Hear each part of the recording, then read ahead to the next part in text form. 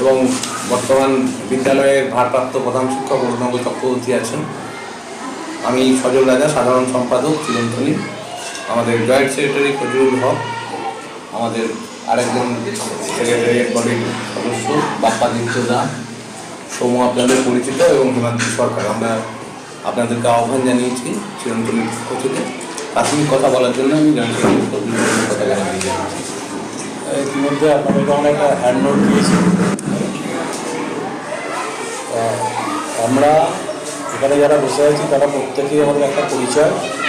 আমরা মিউনিসিপ্যাল স্কুলে পড়াশোনা, দরজাটা বন্ধ করতে হবে, কিন্তু সবারই একটাই পরিচয়, আমরা মিউনিসিপ্যাল স্কুলের প্রাক্তনী। আমরা আমাদের চলার পথে অনুভব করেছিলাম 2000 সাল থেকেই বলতে পারেন যে স্কুল আমাদেরকে যা দিয়েছে আমরা স্কুলকে কীভাবে ফেরত দেব। সেই চিন্তা থেকেই তৎকালীন সময়ে আমাদের যারা সিনিয়র ছিলেন অনেকেই প্রয়াত হয়েছেন, অনেকেই বৃদ্ধ হয়ে গেছেন, বয়সের ভারে তারা বাইরে বেরোতে পারেন না।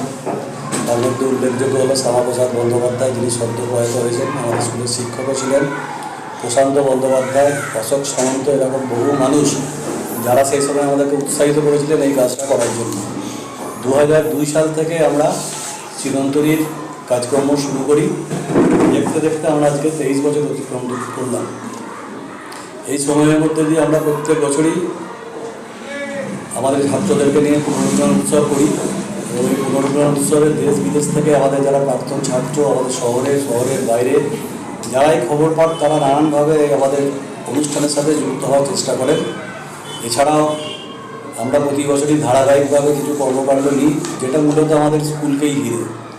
যেমন আমরা ছাত্রদের মধ্যে সাংস্কৃতিক চর্চার জন্য সাংস্কৃতিক প্রতিযোগিতা করি, আধুনিক প্রতিযোগিতামূলক মানসিকতা, পড়াশোনার নতুন নতুন যে পদ্ধতি আসছে সেইগুলোকে অ্যাডপ্ট করানোর জন্য আমরা একটা মেধা উন্মেষণ প্রতিযোগিতা প্রত্যেক বছরই করি, এবং তাতে ব্যাপক অংশ আমাদের স্কুলের ছাত্ররা অংশগ্রহণ করেন। এছাড়াও খেলাধুলা, কৃতি ছাত্রদের সম্বর্ধনা দেওয়া এবং বিশেষ করে রক্তদান শিবিরের মতো কাজও আমরা আমাদের সংগঠনের পক্ষ থেকে করি, যেটা আমরা খুব গর্ব অনুভব করি যে মূলত বর্ধমান শহর এবং বলতে গেলে বর্ধমান জেলায় একটা বিদ্যালয়ের যে প্রাক্তনীদের উদ্যোগে ধারাবাহিকভাবে রক্তদান শিবির, স্বাস্থ্য শিবির আমরা অনুষ্ঠিত করতে পারি।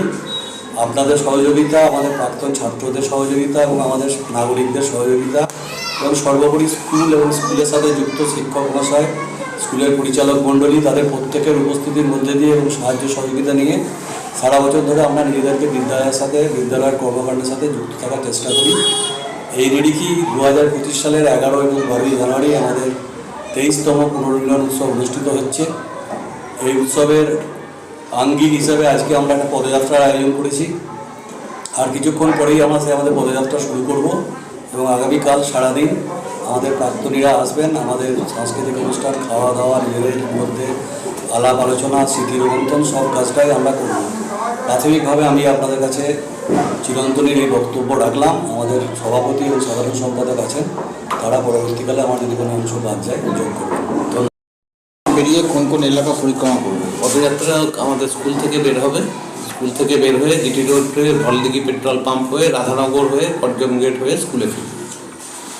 এখানে কারা কারা অংশ নেবে পদযাত্রা? এখানে স্কুলের শিক্ষক মহাশয়রা, প্রাক্তনীরা এবং বর্তমান ছাত্র এবং এনসিসি টিম।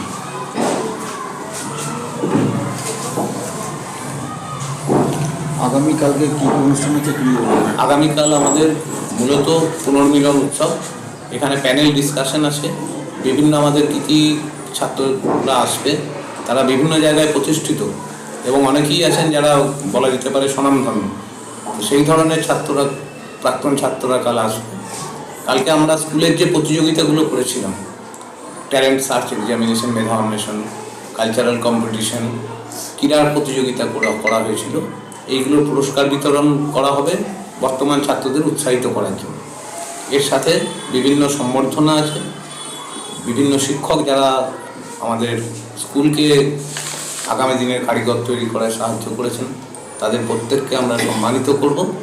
নিজেদের মধ্যে ডিসকাশন করে আগামী দিনে আমরা যে ধারাবাহিক কাজগুলো করে যাচ্ছি প্রতিনিয়ত, বৃক্ষরোপণ। আপনারা জানেন যে আমরা ওয়েস্ট বেঙ্গলে কোভিড মহামারীর সময় মিউনিসিপ্যাল স্কুল হচ্ছে একটা বিরাট ঘটনা ঘটিয়েছিল, যেটা হচ্ছে ফার্স্ট অনলাইন ক্লাস একটা সরকারি স্কুলে নিয়মিত যেটা হচ্ছে মিউনিসিপ্যাল বয়েজ স্কুল, যেটা আমাদের মিউনিসিপ্যাল হাই স্কুল তারা করেছিল। এটা এবং চূড়ান্তভাবে আমরা প্রশংসিত হয়েছিলাম এবং সেটা টোটালটাই হচ্ছে চিরন্তনীর প্রাক্তন ছাত্ররা তারা পরিচালনা করেছিল। এটা একটা সেই সময়কার ব্যাপক আমরা অভিজ্ঞতা।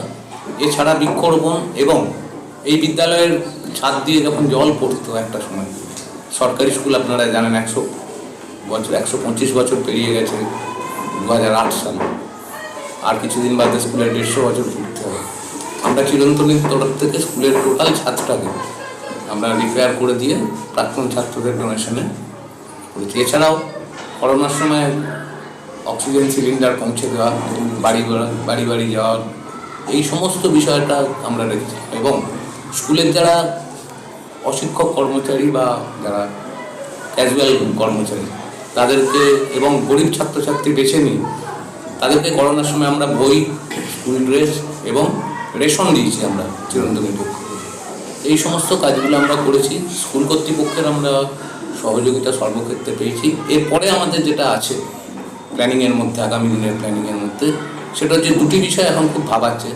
যেটা হচ্ছে ছাত্রদের মোবাইল নেশা।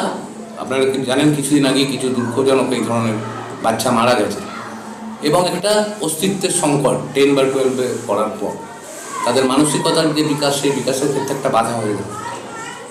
এবং নিয়মিত তাদের স্বাস্থ্য পরীক্ষা এবং মানসিক যে গঠনটা, সেই গঠনটা আজকের দিনে যেভাবে পরিবর্তিত হতে চলেছে, সেইটাকে কেন্দ্র করে আমাদের পরবর্তী বছরে আমাদের যেটা চিন্তাভাবনা, আমাদের যে বর্ধমান শহরের অধিকাংশ ডাক্তারবাবু এই স্কুলের প্রাক্তন ছাত্র, স্বাভাবিকভাবেই তাদের নিয়ে আমরা একটা প্যানেল করে স্কুলে নিয়মিত এদের মানসিক বিকাশ, সাইকোলজিক্যাল যাতে না হয়। অনেক ভালো ছাত্র দেখবেন IITর ছেলে সুইসাইড করছে, এইরকম একটা পরিস্থিতি রয়েছে।